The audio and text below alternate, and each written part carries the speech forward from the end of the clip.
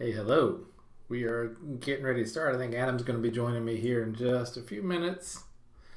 And I'm going to switch over. This will largely, I think it'll largely be just um, me sharing my screen while I make a map here tonight. Sounds riveting, I know. But this is for a contest, as I mentioned before. This is for an April contest.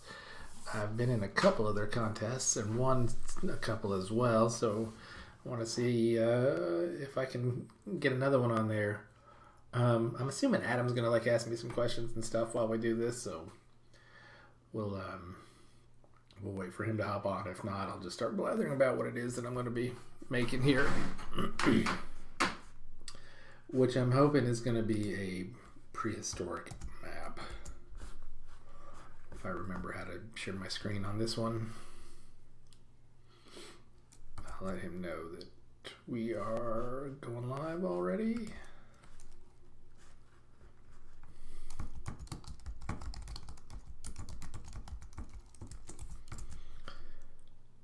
So this is the fourth episode of In the Kitchen, and today I'm going to be working on making a map for using Dungeon Fog for a one-shot edition. This, I think, I'm going to create. I'm hoping to create a prehistoric map. I think is what I want to do. I think I'm going to start with something on the outside, and then move into a cave, and then there's a final boss scene. So, and I'm going to try and build that all in Dungeon Fog, and make it so that it's a playable BattleSauce snack, which should just be a board game that a solo player can do without having to have a sauce boss or a dungeon master or that. So without further ado, I'm going to share my screen and move over to Dungeon Fog. That is a free map making program, dungeonfog.com. It's my favorite map making program, largely because of all the assets, textures, and things that are available on there. You can do sci-fi maps as well as forests and fantasy-based. There's aliens and things like that too. So there's a lot of neat things going on there. And the lighting effects on it are probably some of my favorite. You can color grade maps. I spend endless amounts of time scrolling through all the color grade options, trying to find the right one for it. I'm going to start with create a new map. Map name, April contests. I usually like to start with a medium-sized map and then just adjust however I need to there. Either adding or subtracting. Usually it's adding to it. I do have pre-made templates that I use in order to have maps equal out to an 8.5 by 11 sheet of paper, so they're easier to print. All right, so we're looking at the first level. I think is going to be an outdoors kind of prehistoric jungle. I think this is going to be a prehistoric adventure, so I'm just going to jump right into getting assets. Man, I just realized I probably can't see when somebody's messaging, so hopefully Adam will jump on here too. All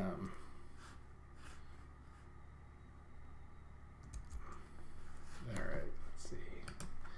We'll look for some trees.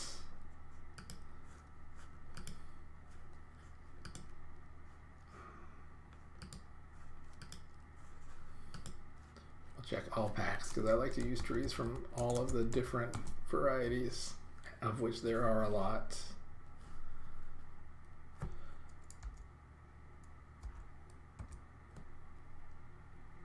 There we go. So I think what I'm going to do is make like a cave entrance up here, a dungeon entrance, and then build all this with trees real quick. I know there's probably easier ways to do this. I like to place a few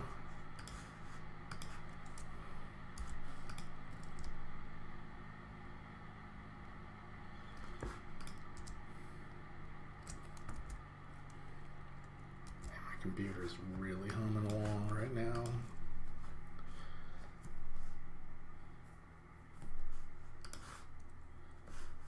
Let's see. Checking out the different tree styles. I think I might use something like this for a little more prehistoric vibe. Yes. I think I want the ground to be kind of tall and tall grass rather than what looks to be short grass right now. So I'm going to change that real quick. Nature, probably something like a little more like that. It's not too bad. Yeah, I kind of dig that. Oh, that one definitely. I like to mess around with the scale on these so there's not a lot of repeating textures, but this one's actually looking pretty nice. I'm going to leave that alone for now. I might come back and change the color, dull the saturation just a little bit, but you know what, since this is prehistoric, let's keep it as is and go back to the props. I'm going to do a real quick check over here, see if there's anything going on. All right, nope. Back to the tree packs, looking for trees. I take this guy. And usually I like to just grab them and place them on there, and then I can alter them later and change their size and add shadows and things like that. This really helps me see what I've got first before having to make a whole lot. I also like to do, since we're looking from the top down, I like to throw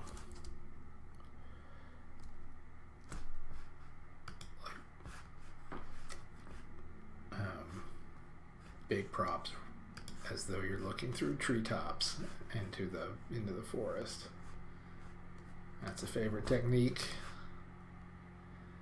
Yeah, I'm not crazy about that one.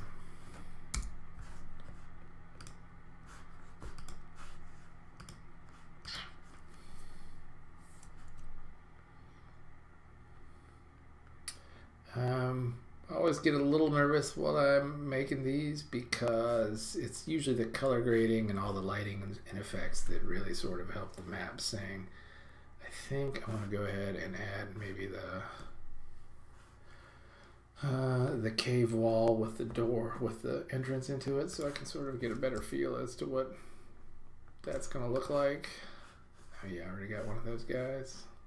I think I have one of those guys.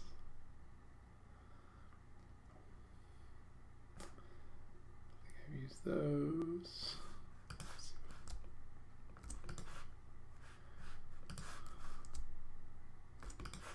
There, now I've got a pretty good variety of trees. And usually at this point, it's good to have some repetitive trees, but we're going to want a path. Hey, Adam's joining us. I'm going to let him in real quick somehow. There we go. Invite to speak. Here he comes. Great. He can ramble on while I make these maps, so I'm not aimlessly blathering about this stuff. What's up, Adam? What's up, guys? Can you hear me okay? Got you loud and clear.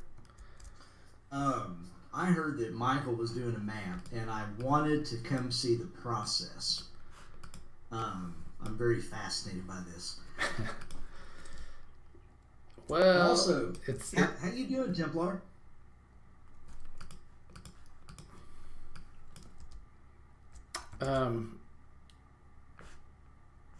As an FYI, Adam, when I'm working on this, I can't really see what's going on with the chat and such. Yeah, chat on the Discord and things, which I didn't realize was going to happen. I have it, man. How was dinner? So okay, it was excellent. I was curious. I came into this actually with a couple of questions because these things, I don't know. I'm sure that I'm sure that everybody here knows, meaning Templar as well. But like you've gotten notoriety on at least 3 different occasions from the Dungeon Fall Company and from the president in particular. And so I know you're an art student. You and I went to college way back when. And I guess this is In the Kitchen with Michael Startzman now, officially, that I'm here badgering him. Yay! Glad to have you. So, like, as an art student, when you approach one of these, that's obviously part of it, I would think.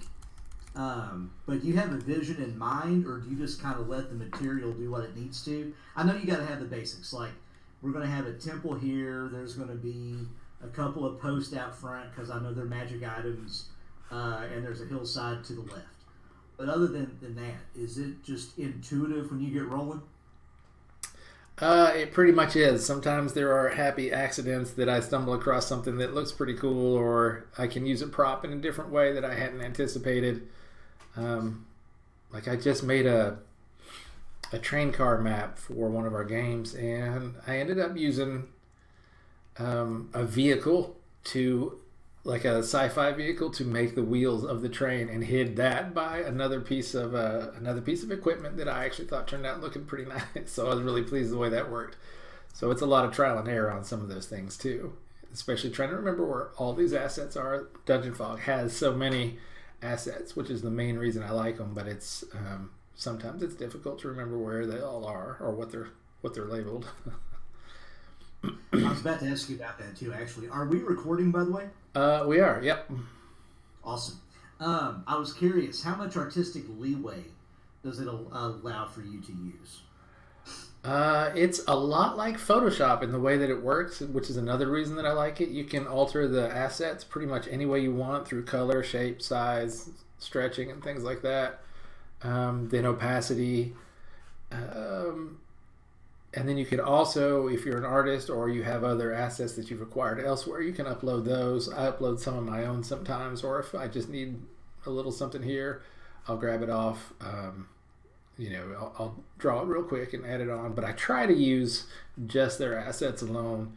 So it's sort of also showcasing what this program can do for no particular reason other than I like the challenge of trying to make something with all the stuff that's already there. Well, the gentleman's name escapes me, but the CEO of the company said that he didn't know if he wanted to put your work in a frame, like a piece of art, or to roll dice on it. That's about the best kind of response you could hope for, I think. It is. I hope he does both.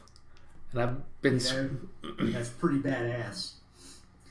I'm very curious, do you have an example of a piece that you have done and then used as an asset? Because I didn't realize that was even an option. Well, a lot of times I use like the BattleSauce magic symbol. That's actually on the latest train heist map. I created a few monsters that I've thrown on there. Again, I try not to do too much stuff outside of what they have already available, which is really just me wanting to, challenge myself using what's already there. Oh my gosh, I cannot find the asset that I'm looking for. Well, actually, pardon me, my elderly cat is being chased by my young cat. Let me go split them apart. Yeah, man. I have a question, though, when I come back. Bounty hunters, what the heck am I looking for? I've scrolled through this thing 3 times. I can't remember what it's called. It's like a door of some kind.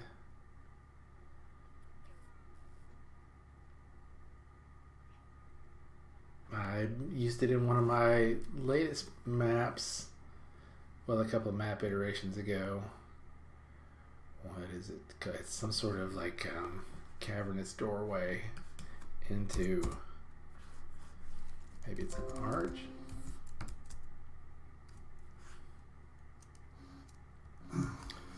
What's up, Louie? So, I'm back. Yay!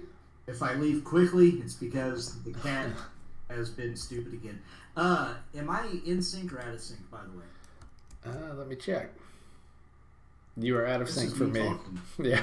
This is me. Oh, am I? Yeah. Might be better if I turned off the camera then.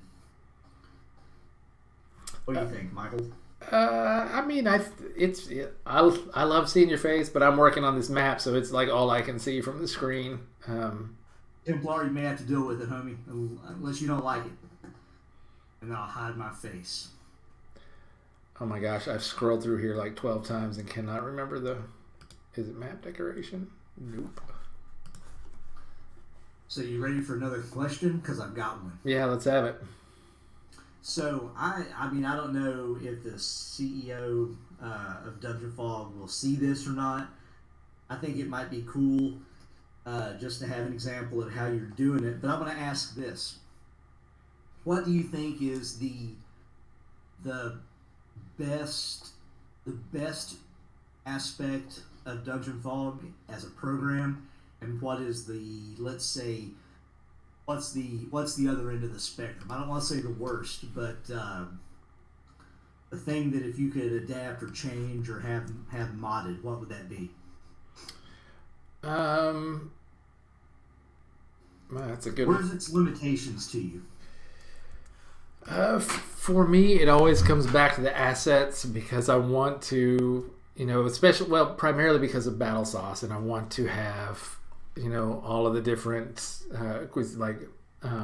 Mad Max type stuff, which they have a lot of, and as well as, like Old West stuff. You and I have been working on an Old West game. It would be fun to have some of those kind of assets.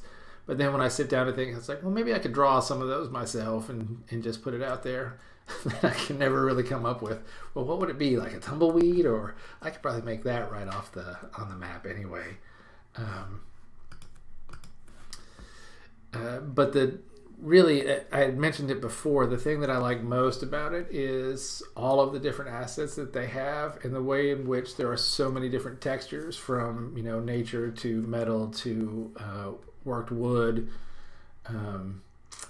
and worked metal and that kind of stuff, as well as like floor texture and horror texture. So there's a lot of variety to work with, and they keep adding to it every month, which I think is fantastic. And is really the main reason that I use this program more than the other ones I've tried at this point. If that is because of the assets. Yeah. You had mentioned, and this was a couple weeks ago, maybe, or a month or two ago. I can't. Time is an illusion, and I'm lost in it.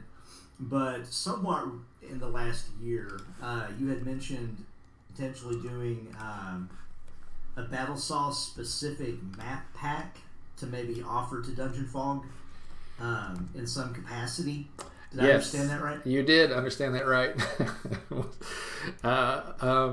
But I'm not sure what that would look like. I think it would be fun to do, and would be neat to have our stuff on there, because I know they actually have a marketplace where other artists contribute with like their Patreon and stuff. But a lot of those folks you can't use for commercial purposes, and I'd like to be able to offer our stuff to let people use it, as they will, but not without not actually reselling the assets themselves, but using a map that has our assets in it. I think would be cool. But that's very cool.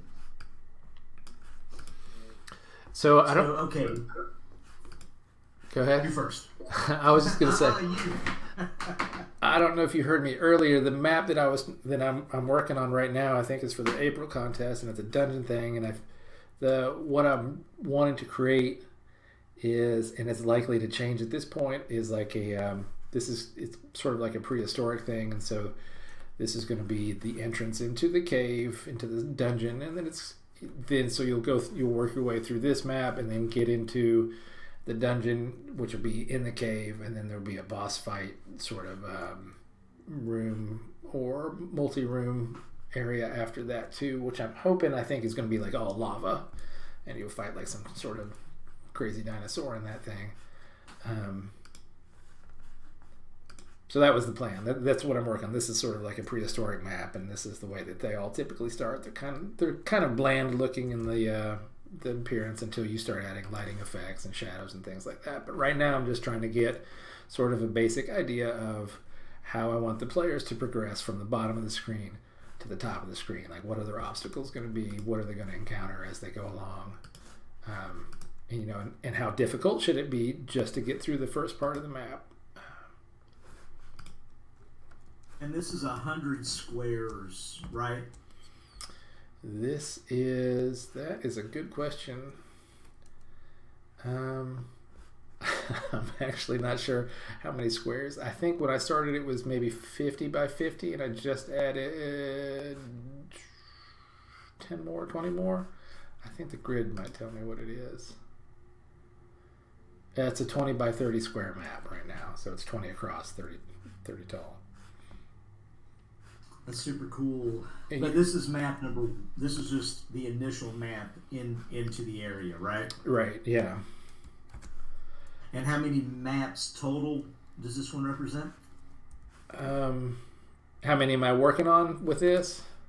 Yeah.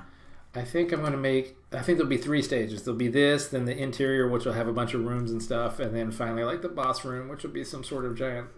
We're currently thinking that it'll be some sort of giant like lava room or something like that. It strikes me as a fun place to fight dinosaurs. So does it? Yeah, no, it would be visually compelling. Do you have? So what arrangement will this go into when they're all completed? Will it be viewed horizontally next to one another, vertically? Are they independent pieces? This is for this is the upcoming contest, right? Yeah. So you want them arranged in a way that would, again, go back to your art background. I'm thinking like a triptych. Is that? Well, typically what happens with Dungeon Fog and their contests is that they will this map making program, I can actually make multiple levels using this program, and I can write notes and stuff, GM notes and things like that on it, which I typically don't use because our stuff's a little different from other people's in the way in which they play. Though I think it would be cool to do it. I just honestly don't know that aspect of this map making program that well.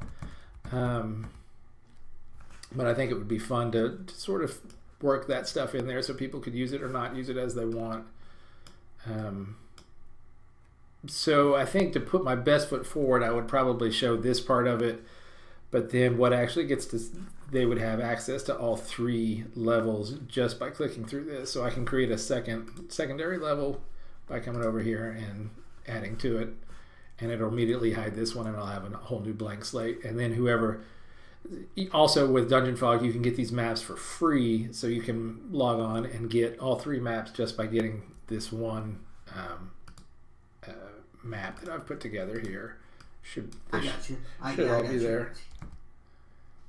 I was mostly, and I realized too while you're answering that why I asked. I wasn't really sure where the question came from immediately, but so I guess what I meant to say also is when this is viewed, is there a consideration for how it's going to be initially viewed by the I guess the panel when they evaluate these? Like, do you want it in a view that is multi-viewed all at once? Do they expect it to be layered like this? Like, I keep coming back to the last map that you did, the one that was the nighttime one with all the purples in it, the dark tones. It was absolutely gorgeous, and it was hung like an art piece.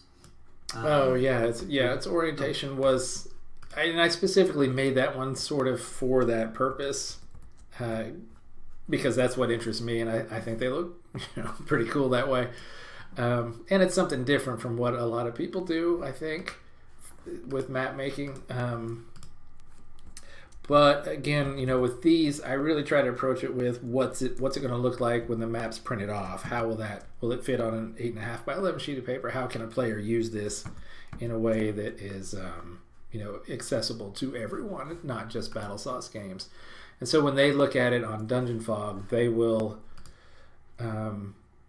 all they'll see is like the initial thumbnail view, but they'll click open the map and go through all the stuff that's there and check out the different levels. And I'll just get a participation badge if I even finish this thing by April 30th, which I should be able to. Shouldn't be too hard to do. I don't know why that guy's not wanting to go to the bottom. There we go. you're casually making shadows. It's super cool. Yeah, that's actually a trick I learned from somebody else. I don't remember who it was, or I'd give them a shout out, but I was like, oh, that's a clever idea. And I utilize it a little differently than they do. I like to use different trees and rotate it a little so the shadow's not quite spot on, and then sometimes overlap it too on top of the tree so that it looks like there's other things above it. That's something I try to incorporate with the map, as though you actually are the viewer looking down into this space, which I think is super cool. We haven't done a prehistoric one, but I know we've talked about it before, and I know we're not going to jump on any other stuff at this point, but I did want to sort of make a prehistoric map. I thought that would be kind of fun. Dude, I can tell you, if the only thing I had to worry about was just writing, man, I would write that tonight. I love the concept. Love it. Typically, when I'm creating a map, I would probably put all of these trees in a folder on the level so I can keep a little better track of them, but I'm trying to do it a little quicker tonight than I typically operate. So you'll see me randomly clicking on stuff, trying to adjust the size and things. But a lot of what I'm also trying to do is incorporate like little details, rocks and pebbles and stuff, to make the world feel as as real as it possibly can. And to me, all the little details there are the key. Like, well, shoot, didn't mean to do that. Click the wrong thing. Let's try it again. There we go. And a lot of times I'll just place it right on the map and then come back and adjust them later, so I have all the pieces I want, and then can sort of mess around with them whether or not they're actually going to make sense on the map.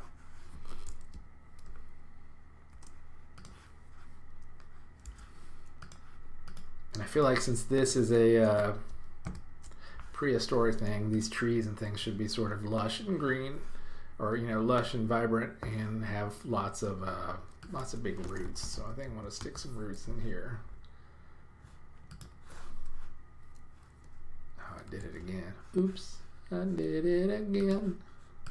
It's interesting that you would mention the roots, and I wondered immediately if that is part of your comic book lore.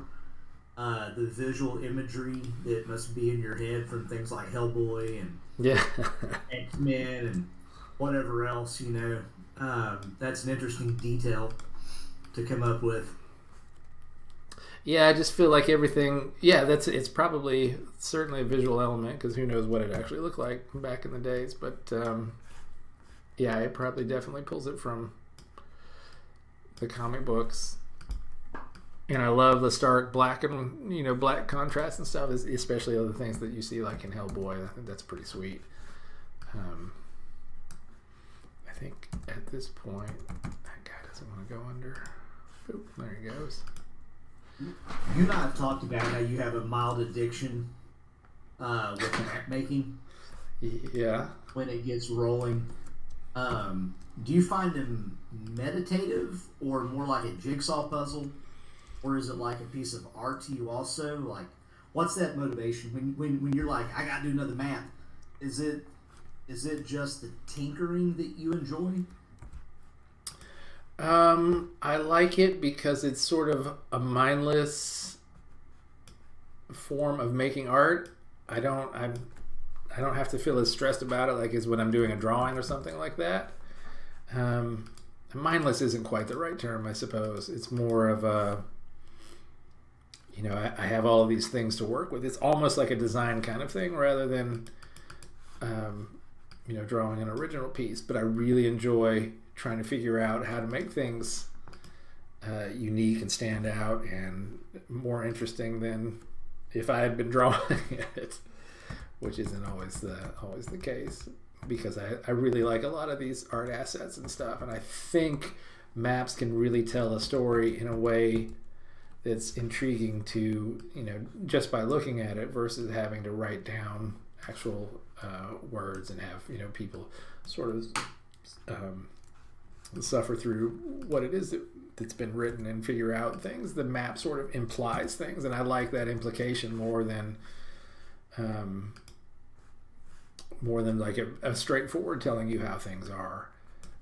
I like the little details that we can throw in a map, and people can be like, "Oh, that's cool. I didn't see that there." And what does this bone mean? How did that get there? And stuff like that. I think that kind of interaction can really be fun on a map and really help sell the story, or tell a different one altogether. So your route is huge. Yeah, it is. So at this point, I start to I've got kind of the base of what I'm shooting for. This cliff wall's pretty straightforward, but I might mess that up a little bit. But I'd like to start looking at the lighting aspects, because that can really affect the way a map is presented and set the mood for it. So they've got this feature on here called, let me find it, it's the transformer. Lighting, light receiver, nope. Turn this off. It'll be color grading, and we can go ahead and click that on, and then I can choose. I've got some favorite ones that I use that we'll see. You can change it to night, and then I can start adding light effects to it. This one's called Furiosa, which is another favorite. I think since this is I'm kind of happy with that one, actually. I might go for night here. And maybe lessen it just a little bit.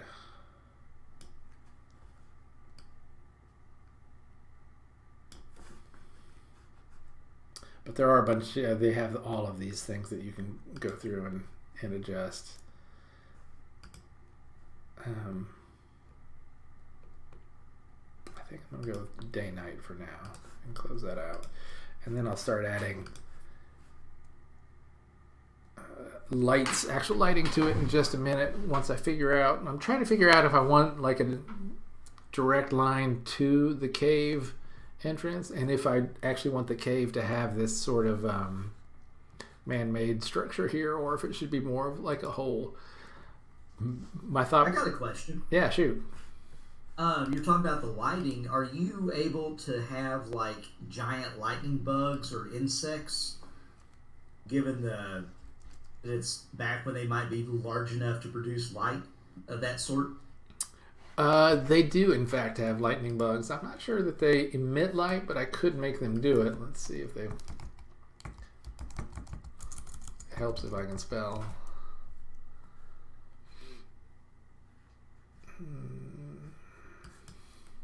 It's probably under the animal pack. Yeah, that's interesting. The animals are something I do feel like there could be a little more choice of those. Yeah, the lightning bugs aren't even in this one. I'm not sure where they are. I'm pretty sure it's under. Oh my gosh, it's not there either.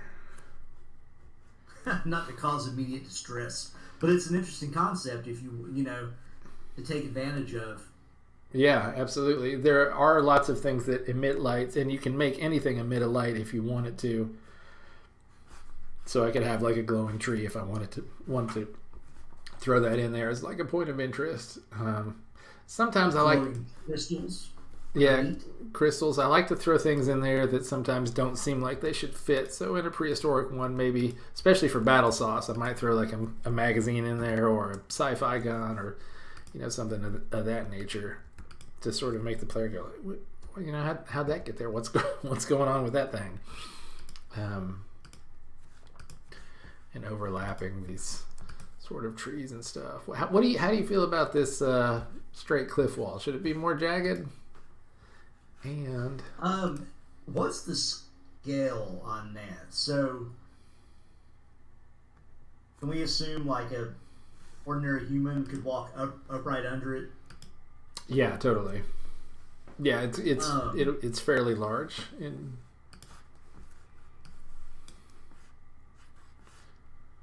Oh, that's cool.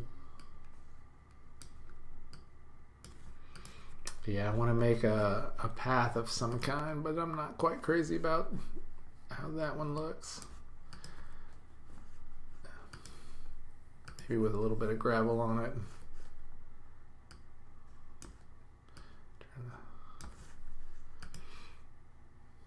Yeah, it's getting closer. And again, I could change like any of the colors on this, and you know, the scale of the asset itself. That's a little closer too. Yeah, that's probably more along the lines of what I'm looking for. Maybe lessen the scale a bit.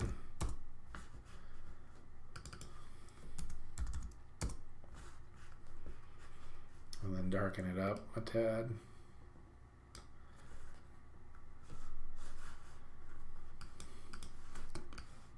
Oh my gosh, nope. Stop. So we don't know the history of this map, right? The idea was to make an interesting map, right? An environment. Yeah. That's very cool. Yeah, at this point, they want a map that sort of tells a story, and that's what I'm working on right now. Well, obviously, is working on the story. So the idea, and it would be a complete adventure from start to finish. That's why you're sort of tracking this thing through the woods into its lair, and then ultimately to the boss fight room at the end. Pretty straightforward as far as concepts go, but I still think makes for a pretty interesting map making experience. What's in there again? Do we know? Do you know? I'm thinking it's going to be some sort of monstrous dinosaur of some kind, which I'm hoping to do some artwork for, or maybe have cover art for this as well. There we go. Now it's looking a little better.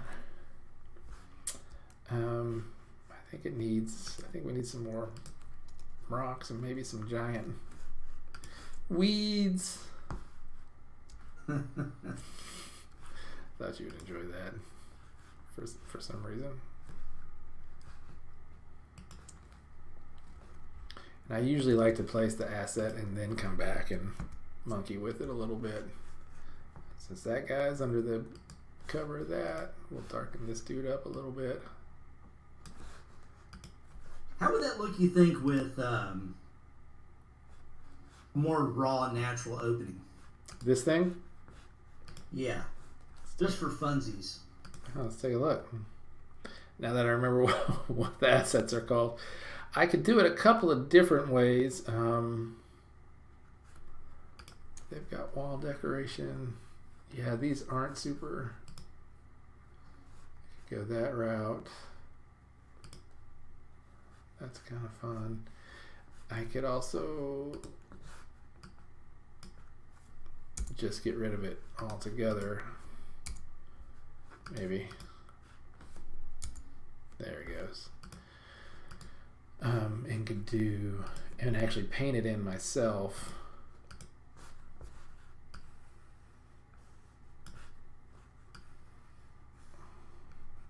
So this has a little bit of a menacing feel to it.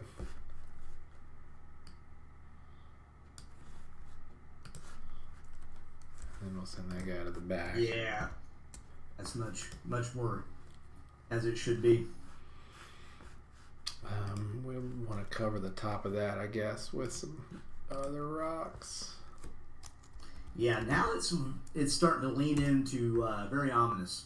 Yeah, that's excellent. That's the kind of thing that I was hoping for, I think.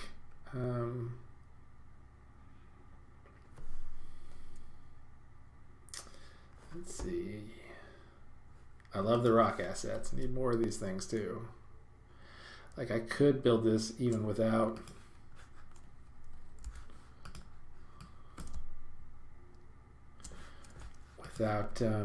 even using these cliff walls. I could sort of get rid of that and just sort of build it using multiple rock pieces and formations. That might be better, man. Yeah. I think that might be better. Oops. I think they have.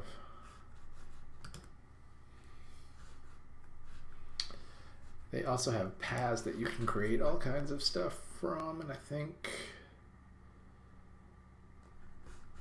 I'm just going to go back to the assets and do it using the rock assets. I like those. Yeah, those look good.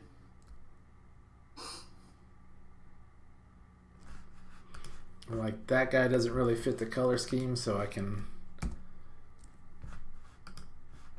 adjust his color here in a second. Just bring it to the foreground a little bit. First we'll make it darker.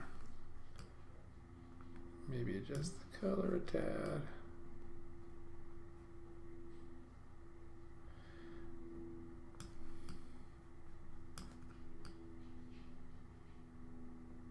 Yeah, there we go. I'm kind of digging that. How do you feel about that?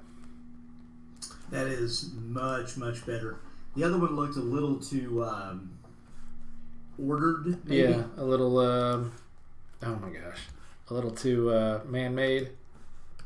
Yeah. That's kinda... If this is an animal like some kind of whacked-out dinosaur, this has a much better vibe to it. And not to add to your level of artistry here that you've got to do, but you scatter some rib cages. Yes, I was just thinking the same thing. I was just going to ask you, should I put bones on the outside Yes. or wait till you come inside? My God, yes. Well, if you've ever seen any movie with any reptilian monster, there's always a litter of ribs and skulls and leg bones, and it's just so awful. I think it's rather great. Yeah, let me throw a few more rocks on here. Should there be two entrances, do you think? Sometimes I like to stick like a little side entrance over there with like bars on it, so it's like Bilbo's, way into the mountain without being discovered. Man, I think you just let it be one way. They just have to go in.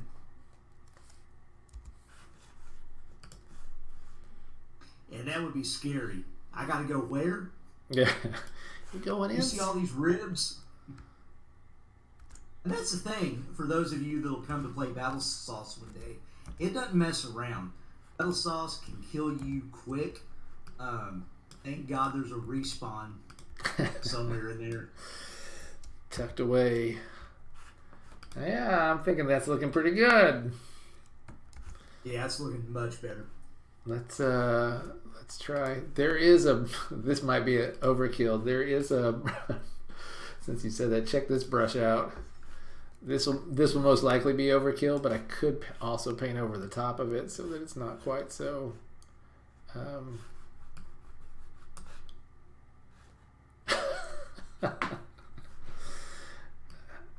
those bones? So those are bones. You can make a path of bones.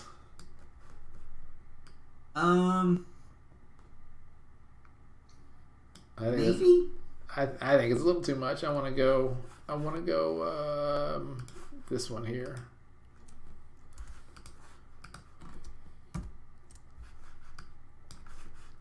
Maybe make the scaling a little larger this time and make it much darker.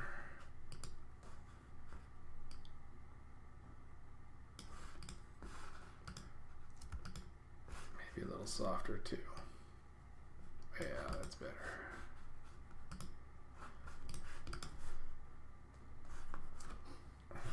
Let's find some bones to throw in there. Nope. That's this prop tool. So I mean, battle maps for you, Adam, were kind of a sell. I had to push a little on that. How do you feel about them now? And do you look forward to making your own someday? Have I adjusted to them? Here's the deal. I think they are. When I see one of your battle maps, I don't mind using it. In fact, they're enjoyable to look at. So that's a big part of it for me. But with a game like ours, or a game like D&D, or even the Warhammer genre, that everything there is purely based on the metric of movement and range. I think it adds something for us of the zany nature, and I feel more like, and it's going to sound a little weird, but I'm of an age where this is my history. Do you remember the old Scooby Doo, where you had you had these various like backgrounds, and they were static pill stickers? Yeah. And you could put the team. I love those. I have such fond memories of those, and this kind of touches that a little bit in that you just want to go play in them. Their maps, I mean, honest to goodness, you do outstanding map work.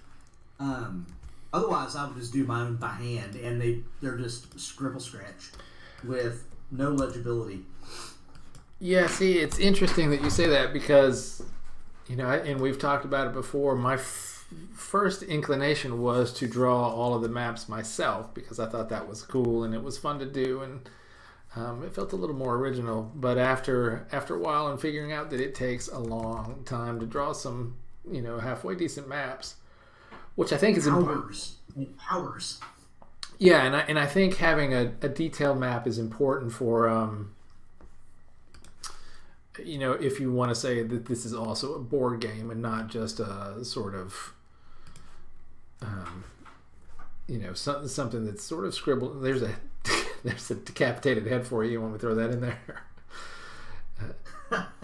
No, thank you. Decapitated heads bother me.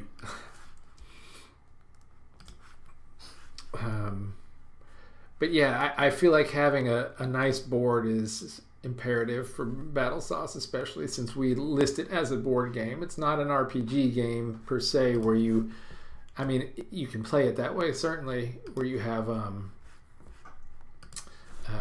different types of you can sketch out a map, and you can certainly do that, of course. But I think when you get to the board game part of it, I think having a nice detailed full color map is a lot of fun and essential to playing a board game, in fact. So we have started talking about making miniatures to go with the game. Maybe icon pieces, miniatures, like a cleaver for chef or a domino for an umbral speaker, things like that. I'm assuming when that rolls around that the maps will be adjusted, maybe, if they need to be. Do we need to think about one thing we don't want to do ever is make sure the wizard is not allowed to pick up more than just a dagger, right? So we don't want to pigeonhole anybody into a map situation where now we have to be worried about hexagonal movement. But so when we're talking about assets to the map, do you consider those as assets too, become the miniatures, or the miniatures? Is that maybe over the line? Have we gone too far? Have we jumped the shark? I think miniatures are a lot of fun to have. You and I have talked about this a lot, where we're trying to make the game where you can play it with what you have at home, or you can easily have access to by running to a convenience store or what have you. Don't have to go to a specialty shop to get all the pieces. I think miniatures are kind of that aspect that sort of if you're into that kind of thing and it adds to it, certainly use it. And the maps so far made aren't really for miniatures at this point, though I did have a couple of professionally made for BattleSauce way back when. I've got two little characters that are sitting on my desk, and then my nephew also made me a very cool one out of foam of one of the very first monsters from the Monster Horde, which I keep trying to get. Did I see that one? The Spider Troll. Have you seen that guy? I don't know that I have. Let's see. I'm on camera, right? I can bring him out. Yeah. He was sitting on my desk unless he ran off and killed something. Where did he get to? Oh yeah, here he is. Hey, while you're doing that, we had somebody that wanted to speak, it looks like. There he is. Who is it?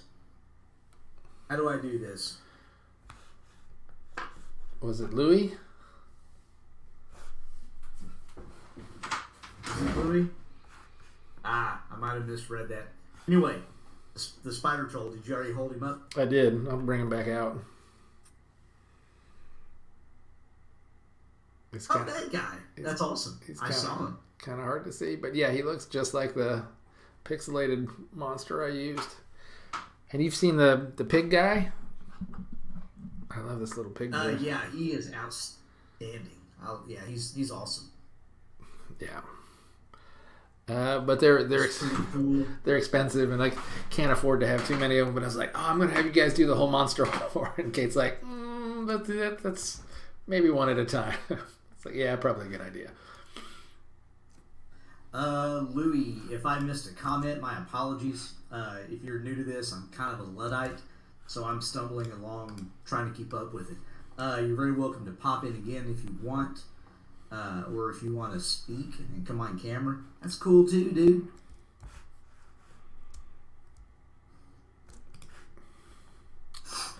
There's a giant effing tree.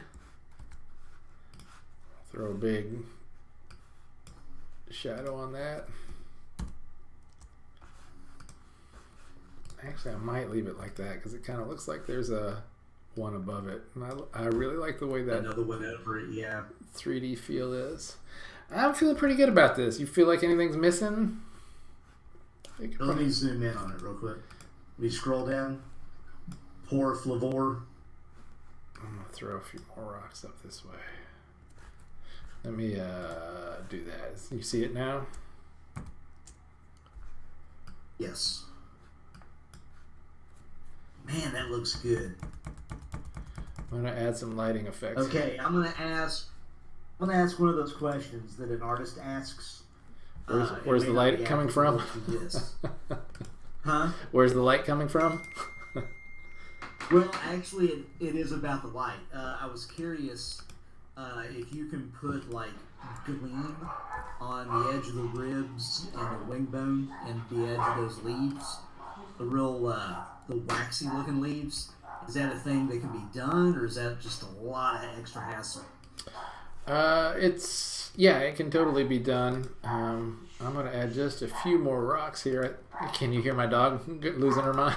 I can. Yeah, great. Is that Kipper or Tutors? That one is Tutors.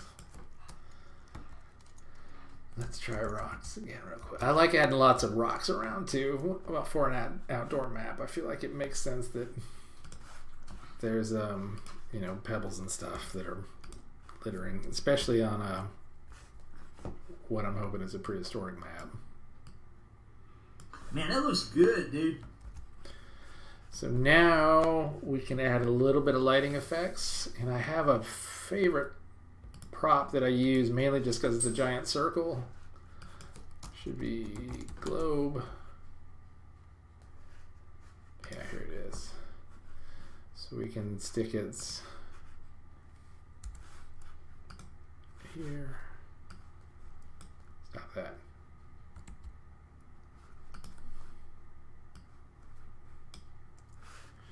I'm going to hide it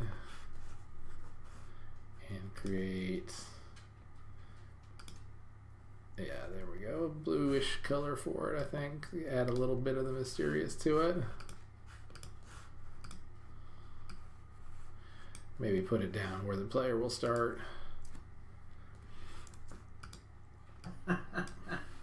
That's neat, dude. And then maybe add, if I can find it again, now that it's invisible, add a second one, but give it a maybe a little darker color so that it all. Oh, and I forgot, one of the things that that I really like about this program is after we've got these light effects, and I can turn down this brightness a little bit so it's more a little subtle. Might come back in and add a little more color to it. I'm gonna rotate this guy. What if you only had it at the cave entrance? Kill this one? Just to see what it does. There's Louis again. Louis threw in a comment. Hey. Hello. Hi. You're in the kitchen.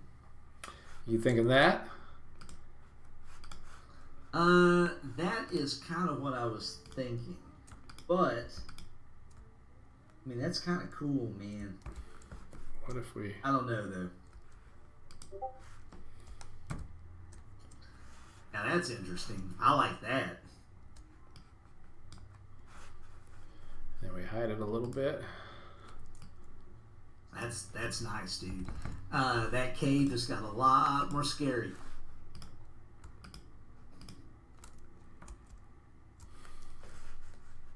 I hope he has massive thews. I'm gonna make that a little bit darker. I think.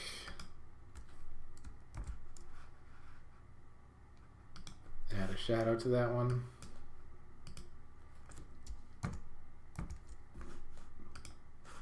There we go. And that's all right, man.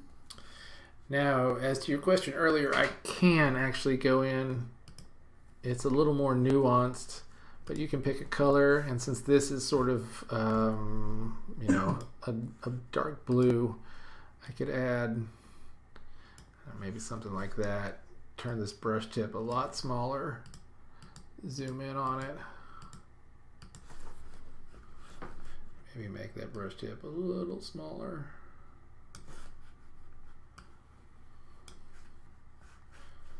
And then change that.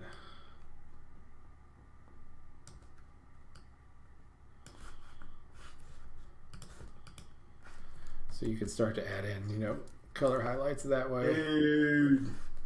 It gets sexy, man. That's sexy. And we can, I believe, I can just sample. I can see where you could just get absolutely lost in one of these, making them. Because if you can get into that level of refinement, oh Yeah. my gosh. Yeah, that's a lot of fun, and it's fun to paint like the shadows and stuff. And a lot of times I do have to sort of zoom in and be like, make sure that everything is in its right place. Like these rocks should not be sitting on top of the bones, obviously. There we go.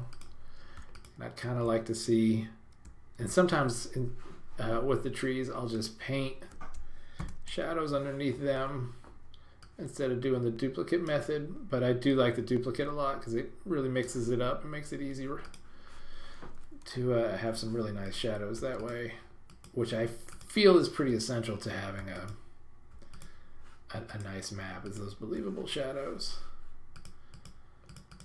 Yeah, yeah. It's all about the lighting.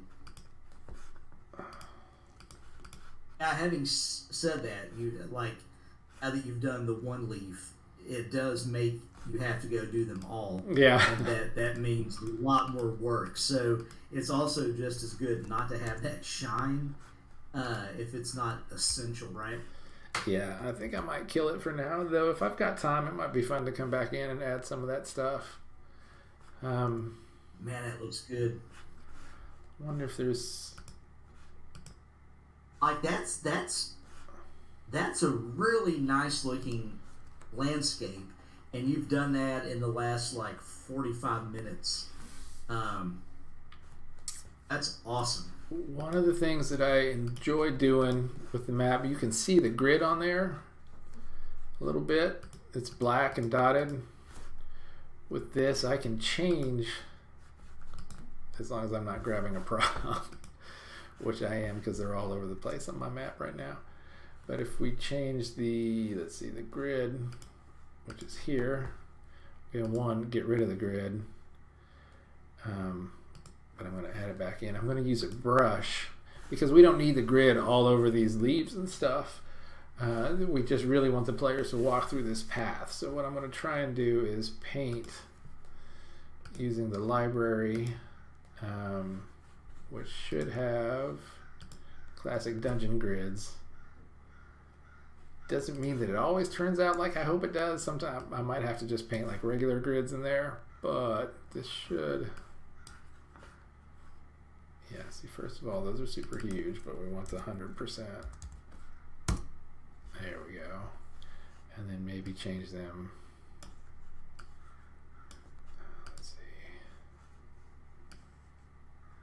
Yeah.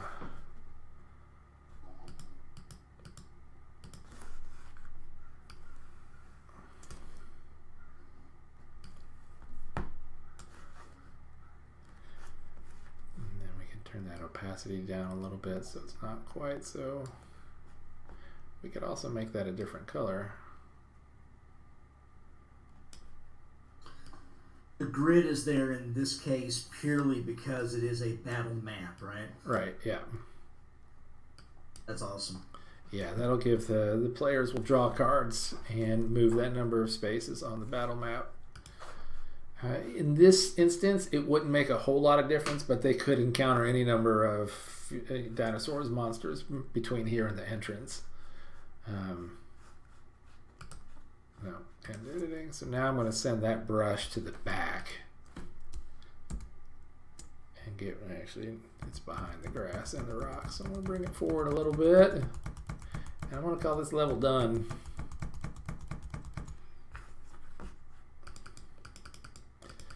That's another problem with not creating folders. And now we can turn off the other grid just to make sure that I had it all in the right spot. Oop. And that is outstanding. There, so that guy's, I might throw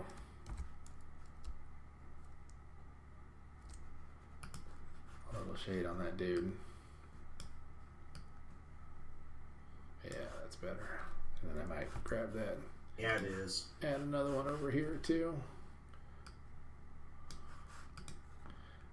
Yeah, that's good. That's scary as hell, man. And we can call that done. So then what typically I would do next is go to, this is the, and we would name it. And the nice thing about this program too is I can export it into different formats. It can be a VTT for like the Roll20 and stuff like that. It can come out as a, you could actually print it so that it's multiple pages of an 8.5 by 11 because it upscales itself. Or it could just That's be, cool. Yeah, it's actually pretty neat. So it's nice that I know I can make a decent sized map without having to break my computer to do it. So That is very cool. I'd like to thank everybody for popping in and saying hi, and I'm going to get on out of here. Thanks again, guys.